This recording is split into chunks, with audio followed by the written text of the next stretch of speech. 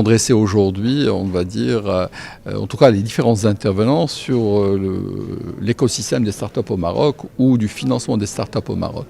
C'est vrai, un des, on va dire, des points importants au niveau de l'écosystème au cours de ces dernières années, c'était Innovinvest, qui a réellement apporté une dynamique à l'écosystème avec ses solutions de financement et mettre, on va dire, différents intervenants pour pouvoir faire des prestations auprès des startups. Donc nous sommes venus sur un financement pour la première fois structuré qui part de, on va dire, du prototypage jusqu'à l'investissement, c'est-à-dire jusqu'à l'entrée dans le tour de table de fonds d'investissement. Donc surtout, c'est les 5 premières années qui sont les années les plus importantes et les plus difficiles dans la vie des startups. Donc il y a eu de belles choses avec de beaux résultats.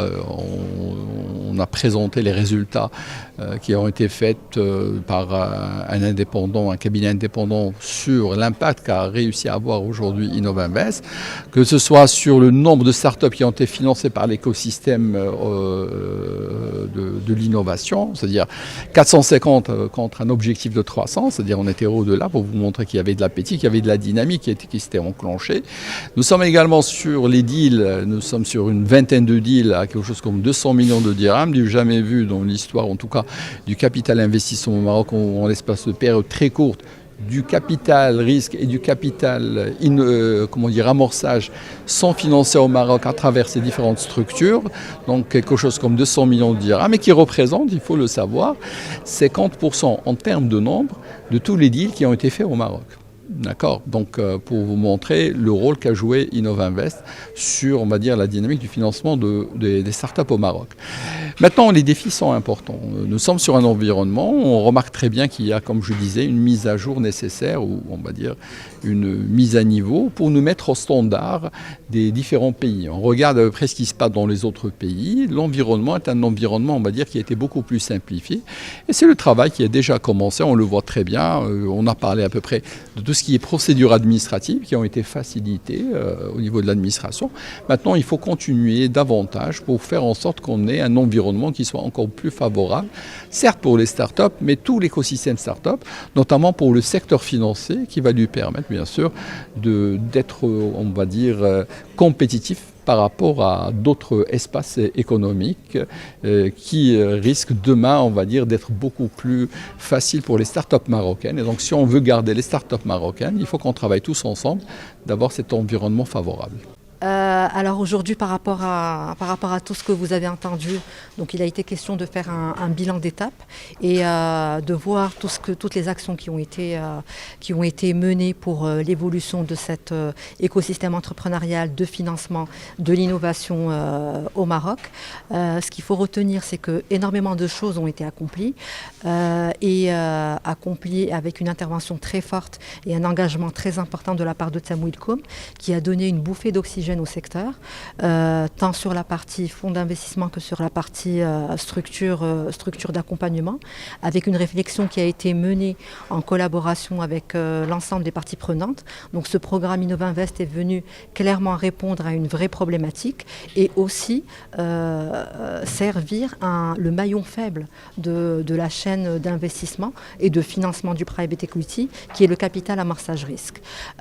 Aujourd'hui, donc vous l'avez entendu, beaucoup de choses ont été faites et on est arrivé à un momentum où on doit avoir une vraie accélération pour permettre à cet écosystème-là d'évoluer de façon totalement optimale. Donc nous attendons de vraies réformes sur l'aspect réglementaire, sur l'aspect fiscal, tant au niveau des fonds d'investissement par rapport à ces TVA qui est non récupérable, par rapport aux fondateurs de ces startups-là, parce qu'aujourd'hui une startup a le même régime fiscal qu'une quelconque entreprise, ce qui n'est pas commun du tout, en sachant qu'elle n'a pas les mêmes contraintes, la même assise financière et qu'elle a besoin d'un régime particulier. Et ces réformes-là ne doivent plus être menées une à une, mais on a besoin aujourd'hui de réformes transversales.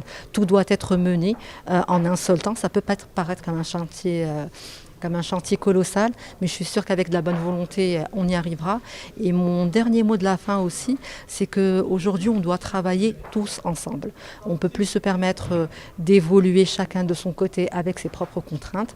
On doit travailler de façon intelligente avec l'ensemble des briques qui composent cet écosystème-là, que ce soit les autorités, le secteur privé, le secteur public, les fonds d'investissement, les structures d'accompagnement, pour qu'il y ait une vraie synergie et qu'on crée ce système circulaire que l'on voudrait mettre en place pour que nos startups rayonnent tant localement qu'à l'international. Table ronde autour de l'écosystème des startups. Alors le marché marocain a énormément de potentialités, énormément d'opportunités à saisir en travaillant avec les différents acteurs du marché. Le marché marocain, comme je le disais, intéresse particulièrement la SFI. Nous souhaitons l'accompagner déjà en établissant un dialogue public-privé pour savoir un peu quelles sont les opportunités, mais aussi les challenges à adresser. En travaillant aussi, on a travaillé déjà avec des incubateurs et on souhaite continuer à le faire. Et bien sûr, en finançant les startups et puis en travaillant avec les fonds de private equity. Alors le positionnement du Maroc, il y a plusieurs études qui ont été faites.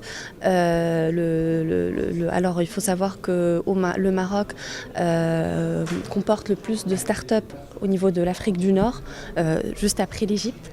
Malheureusement, le Maroc peine encore à attirer l'investissement. Alors sur les 5 milliards de levées de fonds qui ont été faites au niveau africain, le Maroc se retrouve, je crois, en 15e position, a attiré 33 millions. Donc il y a encore beaucoup d'opportunités. Donc ça montre que l'opportunité est très grande et j'espère qu'on pourra investir plus d'investissements au Maroc. Inspiration Éco, parce qu'ils nous ont permis de nous asseoir avec des gens importants qui vont comprendre nos problématiques, et on est aussi heureux de savoir qu'ils sont déjà conscients de ces problématiques pour nous accompagner en tant que start-up et enfin pouvoir nous assurer un certain succès. Nous avons vraiment besoin d'accompagnement de ce type de la part des décideurs, et franchement aujourd'hui, moi je sors de cette réunion très très positif parce que je sais que les gens pour qui je dois compter, je me sens important pour les structures qui nous accompagnent, que ce soit les gens du privé ou justement les gens du public. Voilà.